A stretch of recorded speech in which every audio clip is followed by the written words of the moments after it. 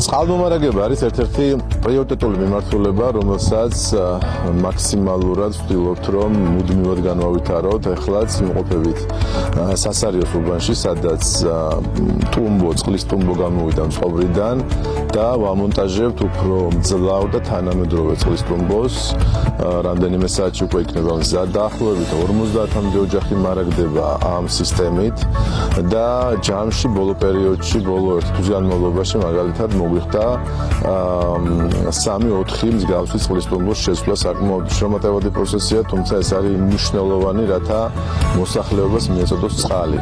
ჩვენი გუნდისთვის პრიორიტეტი იყო თავიდანვე დაახლოებით ჯამურად 6000-მდე ოჯახი მოამარაგეთ წყლით ამ ბოლო 3 წლის განმავლობაში და რა თქმა უნდა ვაგრძელებთ ამ მიმართულებას და რა თქმა უნდა კიდევ უფრო მეტი ოჯახი იქნება 20 საათიანი წყალმომარაგებით აღჭურვილი, ამიტომ ჩვენი ეს მიმართულება არის ძალიან მნიშვნელოვანი და დარწმუნებული ვარ მოსახლეობა ამ ყველაფერს ხედავს, აღიქვავს და აგერ ერთობლივად ერთიანი ძალებით დღესაც მუშაობენ, რათა შეიცვალოს ის ტუმბო, რომელიც მათ მოამარაგებს წყლით.